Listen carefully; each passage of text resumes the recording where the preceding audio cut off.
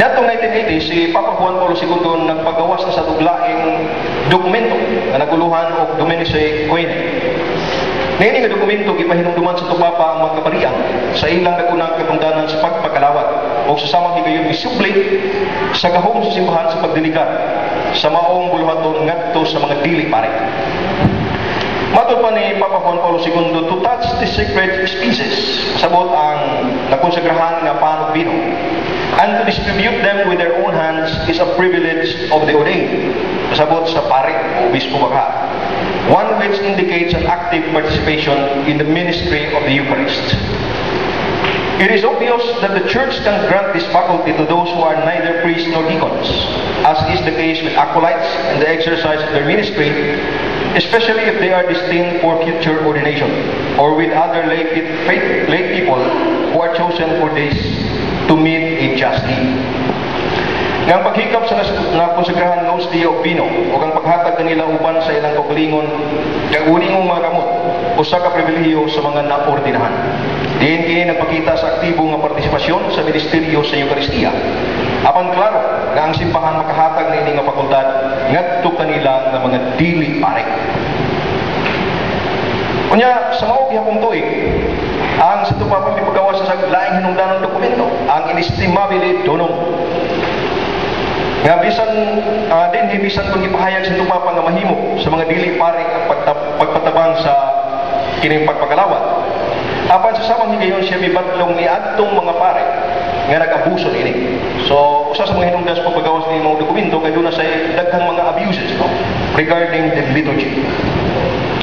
Mato sa tupapa nga the faithful, whether religious or lay, who are authorized as extraordinary ministers of the Eucharist can distribute communion only when there is no priest, deacon or acolyte, when the priest is impeded by illness or advanced age, or when the number of faithful going to communion is so large as to make the celebration of the Mass excessively long.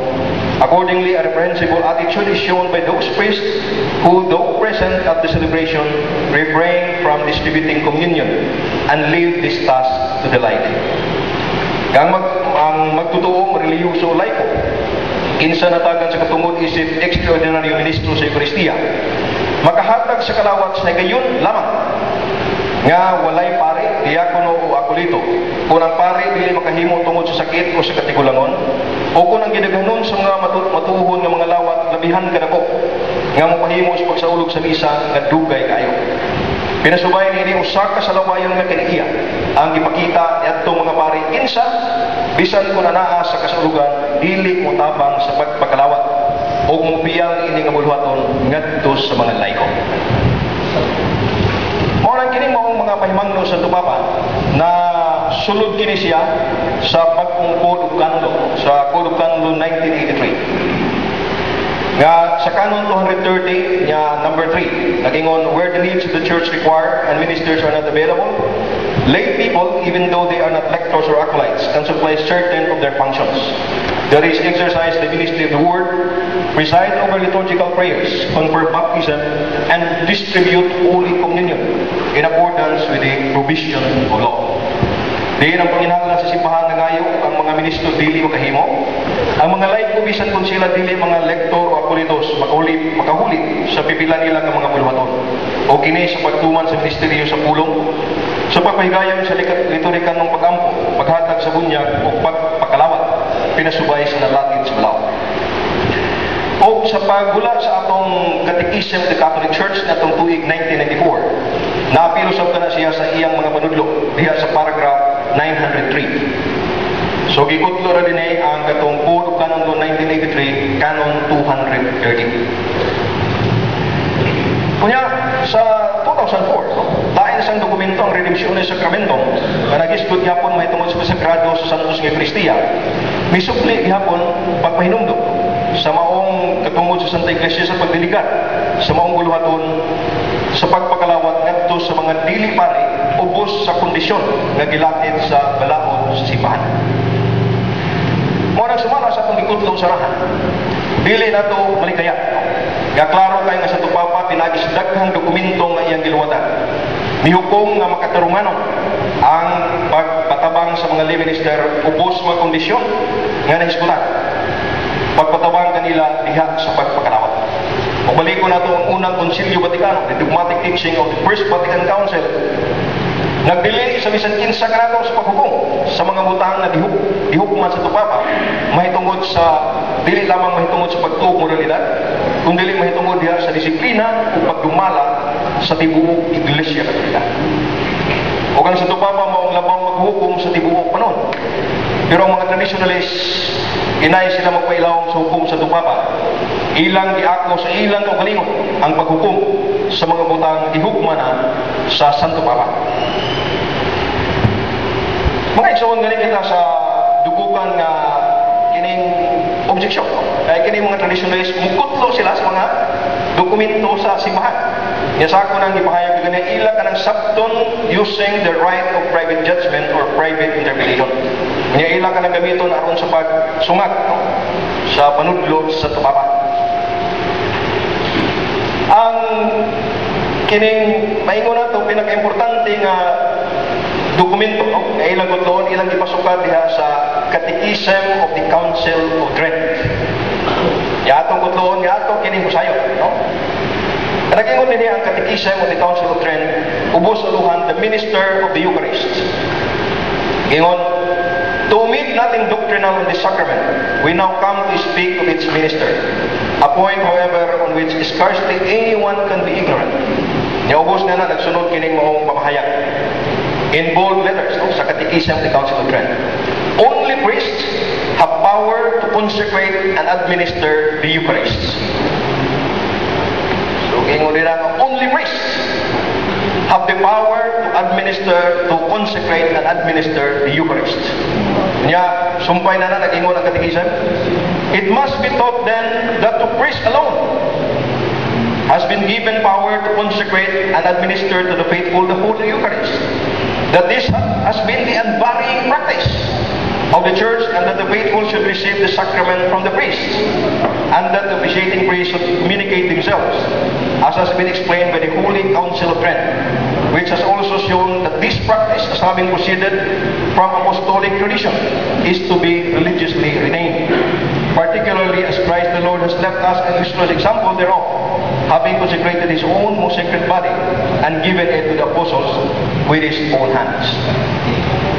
So, ilang i-highlight, no? Kanang mga pulong doktrinal. Kini siya kabahin sa punto doktrina. Yung doktrina, gani kini may muspon. Why Santo Papa nga makausap nini panudlo sa Konsilyo sa Trento. Kaya naguna na nato umit nating doktrina. Sa tuwag kini kabahin sa doktrina. Kaya may mo siya, kabahin sa disiplina, may muspon. Pero kini kabahin kini sa doktrina. Kaya mao ka na siyang nasuwat diya sa Catechism of the Council of Trent. To omit nating doctrine on this sacrament. Followed by the statement, only priests have power to consecrate and administer the Eucharist. Unya, ila sa pahugatan, that is unvarying practice. Sukat pa yun sa karaan. Anong inyo na kusbon nga unvarying practice na sibahan? Unya, apostolic tradition, sukat sa apostolikanong tradisyon. Unya, kinahanglan matusbon sa inyo sa Trento, religiously retained. Kinahanglan padayunon. Padayunon natong bansayon o huktan. Pagigsoon mo ka na siya ang atong madumog. No? O di nato na siya matubag. Yawata ka sa ibaw kung saan na ito sa pagligwat na no? Saan na ito sa pagtubag ka ng objeksyon. Ang malagmit. No?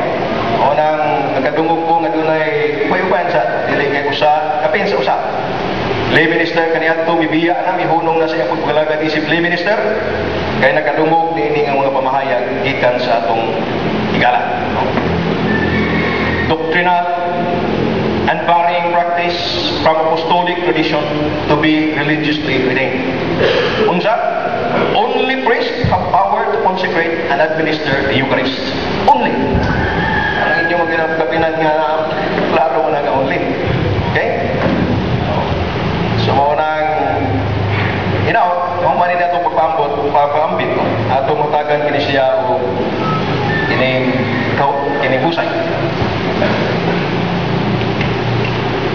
Balik ko na ito, no? Ang fundamento nga prinsipyo nga matradisyon man o mabiblia, dili ang matag-usa ka na ito ang dunay katungod sa paghatag o gusto nga human o interpretasyon kundi ang maong katungod na sandig sa magisterium sa simbahan. Yaon sa maring magisterium kilangkupan sa Santo Papa o sa mga kaobispuhan nga uban kaniya.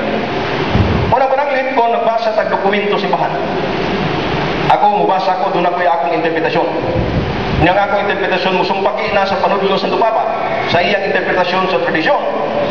Ang prevail din na mo ang interpretasyon sa Santo Papa.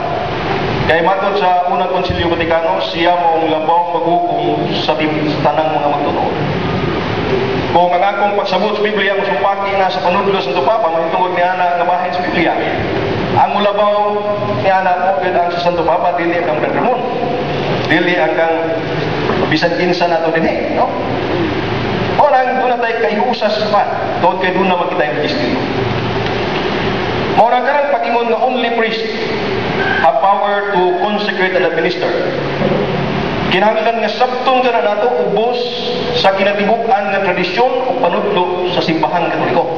We should not isolate that and interpret that isolated from within the context of the tradition of the church and within the context of her teachings. Kaya kung ingon na natong buhaton, murag yun na tayo katarungan, di ba?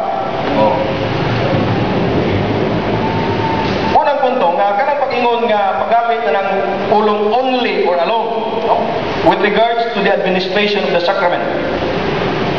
Doon na yung mga higayon. Nga ang ipasabot sa Santa Iglesia na kabahin sa ordinary minister of the sacrament.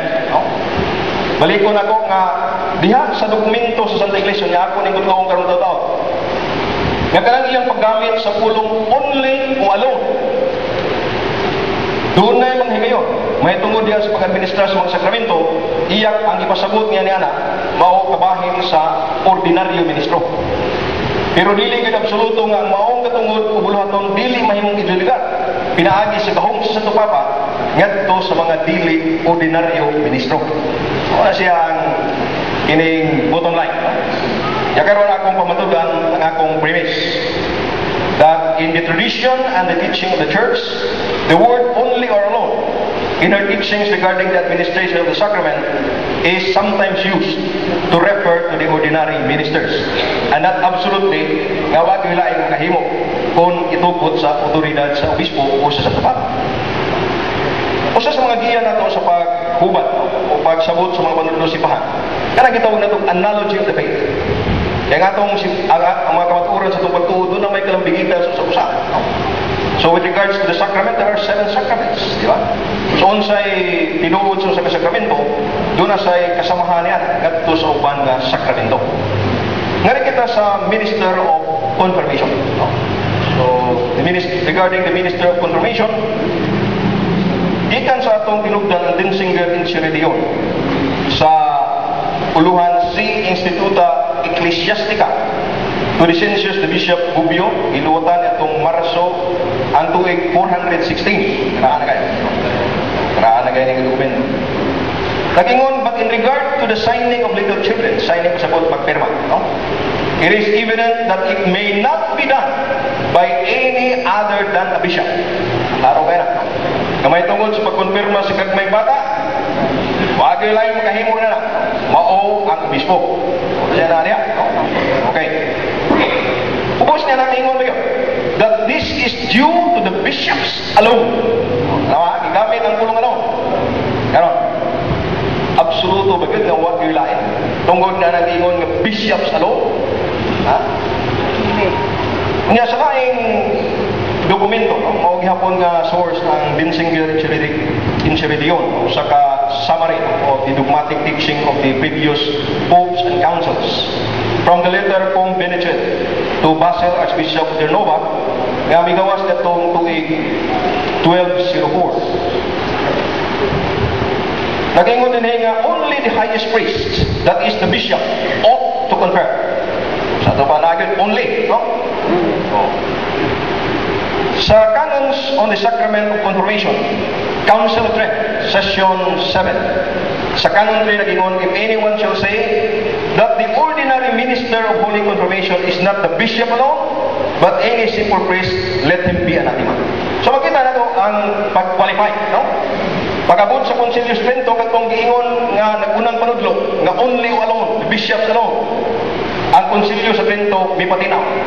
That pertains to the bishop as the ordinary minister of the sacrament. No? If anyone says that the ordinary minister of the Holy Confirmation is not the bishop alone, but any simple priest, let him be anathema. Unya ang Catechism of the Council of Trent, yung ito decrease mo no? Kani sa Catechism of the Council of Trent, nag-ingon sa page 205, suma sa English translation ni MacHugh and Callan, na iprinta na ito 1982. Now the Holy Scripture show that the bishop alone is the ordinary minister. So the word alone is qualified, no? In a sense of being the ordinary minister. No? Kailangan nga ito ng bantayan ng distinction. Kaya kung di natin tangdon ka ng distinction, saktong traditionalist. Kaya wak man silang mubantay ng hindi nga pag-distinguish, no? Pag-qualify. O sa kabantugan na Teologog Santos Santa Iglesia si Santo Tomas de Aquinas, na nakasuwat siya na ng 5 ka volume na Summa Theologica. Sa volume 3, question 72, article 11, niya reply to objection 1, may tungos pangutan na whether only a bishop can confer the sacrament sabot sa confirmation. Mitubag si Santo Tomas de Aquinas.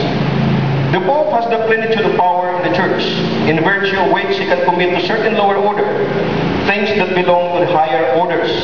Thus, he allows priests to confer minor orders, which belong to the episcopal power. And in virtue of this fullness of the power, the Pope, Blessed Gregory, allowed simple priests to confer this sacrament. So, dunay instance in the history of notwithstanding the teaching that the bishop alone is the minister of confirmation, pero ang Santo Papa Gregorio, mitugot sa okasyon, no? Ang pari maka-administrar sa sakramento sa pagkonfirma. No? Niya kining mong panudlo, sumada kini siya ni Dr. Ludwig no, sa iyang Fundamentals of Catholic Dogma. Diha sa page 368, niya sa sunod na page 369. Nag-ingon, the ordinary minister of confirmation is the bishop alone, that is defeated. The extraordinary ministers of confirmation is a priest, on whom this full power is conferred by the common law or by special apostolic indult. Sentencia certa. So, ano siya? Makita na ito ang distinction. No? Bishop alone, in a sense of being the ordinary minister. Pero mahimo sad nga ang dili obispo paralitan ng pare nga gidiligahan sa maong katungod ug gahom maka-administrar sa pagkonfirma as extraordinary minister. Okay? Mao kanang pag-ingon, balik ko na ito, the only priest has the power to consecrate and administer the Holy Eucharist. Kinahanglan nga sabton ka na nato in this overall context of the church tradition. Ang 1917 Code of Canon Law mihimo sa sama nga qualification. Miingon diya sa Code of Canon Law 1917, Canon 845, nga the priest alone is the ordinary minister. So kada pag-ingon sa Concilius Trento nga the priest alone, sabot na isip ordinary minister. Dili mahimong atong sumpakion ang 1917 Code of Canon Law sa panudlo sa Catechism of the Council of Trent. Muna buhaton sa mga traditionalist, ilang sumako ning ilang sabungo ning mga panudlo sa Iglesia. Dili na mahimo. You should understand that in the light of the teaching of the church. Dili mahimong imong kaugaling interpretasyon o imong palambon ba, no? O imong palugdangon bisag ingon nato nga dili mao. Kunya ang Council of Trent, ang Catechism of the Council of Trent mismo naghatag o nagpahayag na kining maong kining gahom no? Sa pagdiligar mahitungod sa pag-administrar sa sakramento mahimo niya usbon, ipahayag na siya sa decrees of the Council of Trent. Atong kutloon kining Council of Trent Session 21 July 16, 1562. Na pasabot sa the Council of Trent, declares furthermore that this power has always been in the Church, that in the administration of the sacraments, preserving their substance, she may determine or change whatever she may judge to be more expedient for the benefit of those who receive them, or for the veneration of the sacraments, according to the variety of circumstances, times, and places. Muna klaro kayo ng simbahan. Pinaagi sa Concilius Trento nagtudlo sa kanato nga siya dunay gahom ug katungod sa pag-usap, may tungod sa administration of the sacrament. Agad sa panahon, sa circumstansya ug sa dakit. And that is what the previous Pope, Pope John Paul II, did. Iya nakita nga daghan kay mga Katoliko manimba.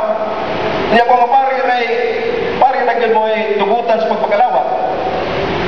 Ang pare, hapit ng rin natin, iguang na kayo, dati kamatay atong pare. Tungkol siya, dugay kasi itong si barok, di ba?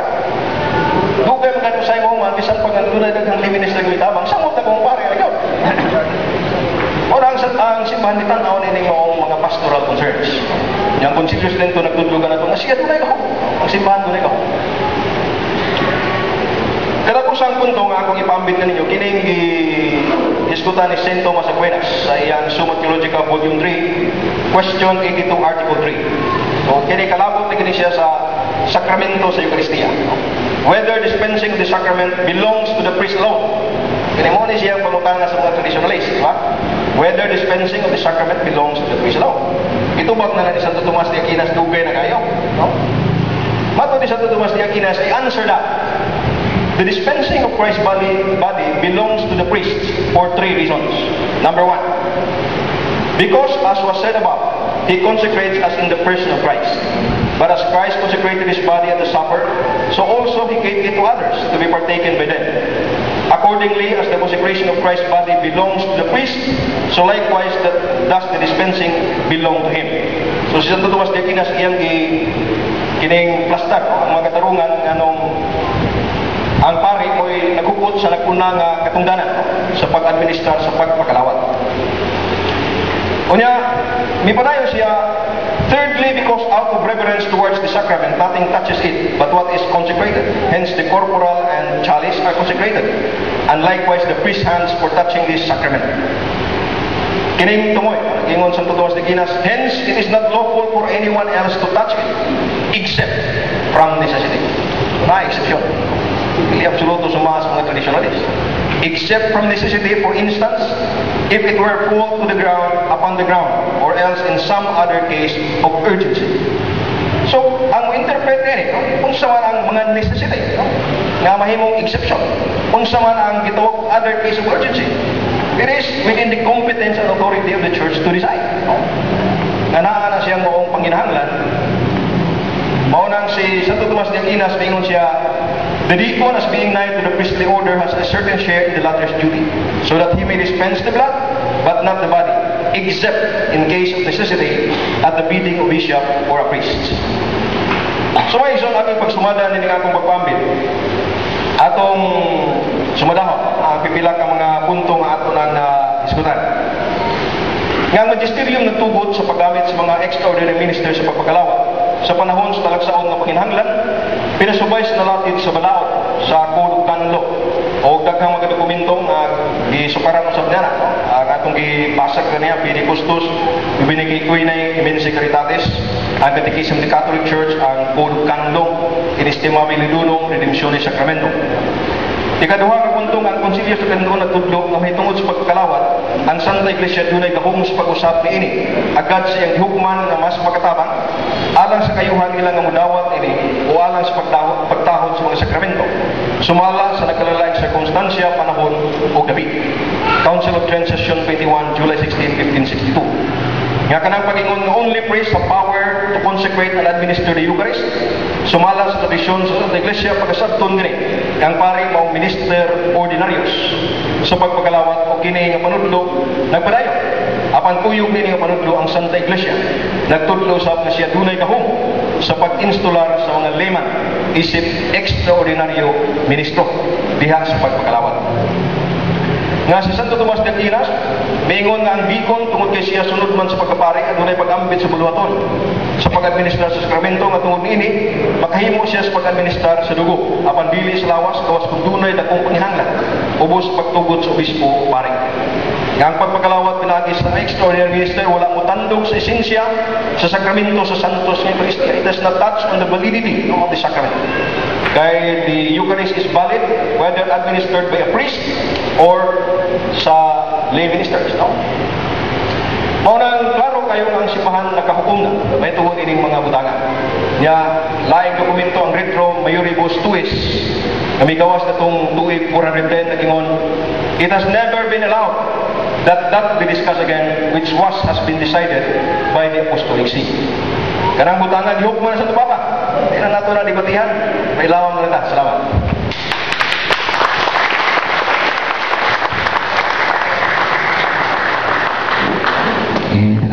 Brad, sa very informative na pagpambit.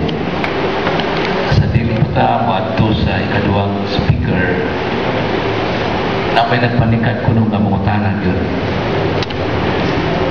atong ihatag sa open forum. Brad, doon po, baliw mo assess dito sa sa microphone dito. Okay. O adunay mangutana kaya doon naman gipuno si ang atong unang speaker, Brad Gitamundo, atong presidente sa National Society. Andam siya sa pagtubag. Doon mo sa lamisa na microphone, Brad. Yang mutana, pag mutana, ibalik niya sa in-charge nila sa lamisa na upaw na walay buhok. Si Brad Pasaba. Oh, pwede ka pa. Pwede ka pa upaw. Pwede ka nito.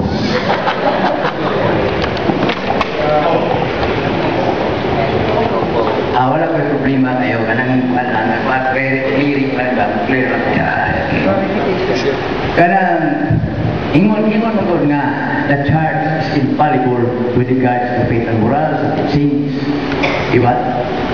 Anya, karon nganong dunamay nagkadaiya nga kanang mapanghuna-huna sa pag-decide, sa pagpanulat parte sa ilang ibang isyu nga dokumento sa simbahan. Where is the Holy Spirit at that time na pagsuhat nila? Niya ang mga dokumento nga nagkadaiya man ang mga tuno sa ilang mga panulti. Since the very beginning. Maura na. Thank you. Kining Brad, pwede ba ka mo specify sa imong ipasabot sa nagkadaiyang dokumento? Can you specify specifically? Parehas sa imong ipagbasa ng karon mga dokumento o katong mga dokumento nga sa Vatican, katong mga Concilio Stricto, Concilio sa Vaticano. Kanya doon na may mga diferensya na kay katong Kamrad Juan, kanang Brad Calso, mao nang ipanudlog nga imong ibasa katong uban, no? Nga only priest, only priest. Pero sa wahina doon na po waday ka ng qualify ang pagka-only priest na lain sa ang buot pasabot. So, diha ko banguna-una nga nga nagkadaiya ang nawala ang only priest niya ayon kato na kung pwede nabutan tayo. Tingali, Brad, ang buot pasabot ni Brad Alpio nga nanuman na sa pagkakaroon na may nagkalain-lain nga mga hubad may tungod sa mga dokumento sa simbahan. Di ba, Brad? No? Actually, sa nauna sa Santa Iglesia, may panaglahi na, no? Panaglahi na sa pagsabot. Magiging sa tuloy pagkalso, ibasa sa ina ng dokumento. Niya mo rin yung sabot, pero balik ko na to, nga atong baruganan, maunga sa kayo isyal itulo simbahan. Kung sa'y pinagis sa Papa, o kaya itong sundon. Kaya dili man sa tunay pagkalso, dili si Pedro Ramon, o dunay competence and authority to decide this matter. It is the Pope. No? So mga nalaro pagpatunay sa itong kayusa, dili tayo magtuman sa itong pinagsatagis sa mga interpretasyon. O pilawang na sa Santo Papa, sa buwan Paulo II, sa ato nang ipaambitin yung mga dokumento, klaro kayo. Kaya nagtugod ng extraordinary ministers, niya mo itong atong i-explicar, katong only priest, ubos sa landong sa tradisyon ng pantulo simbahan, pag-asapton ka na, i-qualify ka na, in the sense of being the ordinary minister of the sacrament. So mahusay na, why contradiction? Kung ino na ito na napaglantaw, pero kung lantaw na ito ubos sa interpretasyon, pakunaw na sa mga traditionalist, mugawas na doon ay panagsumpaki. Di ba?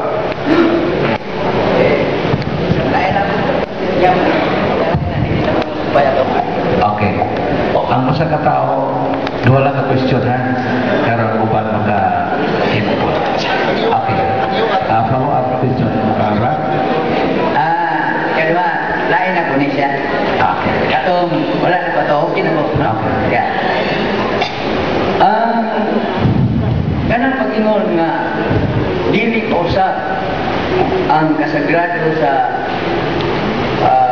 santos nga hustyas na iblis sa pari, iblis sa pari, no nga, ikapon sa ordinaryo nga tao nga wala mapunting sa wala sa mga kuwan pa mapili nga bilang ni minister o sa diha sa kasimbahan luwas ko like pura siya ang ordinaryo matod pa sa akong basahan ko sa una kaysa nga usa sa makapadisekrate sa maong Santos nga Eucharistia ang bill authorized ang puhikap niya na. So, unya, ang kung ma-desecrate na gani, ang tao na makasala sa desecration sa maong nakuan, papag yun ang pangayuan o kumbisal. Maor na siya kanangaan. Well, ang punto diha katong dili authorized, no? But the extraordinary ministers are authorized. They're authorized. So, why matandog diha may tungkol sa desecration? Ang imong ingon, katong dili authorized, sakto na.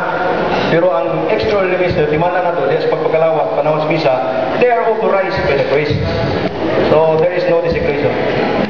Si Father, Ramon, murag ang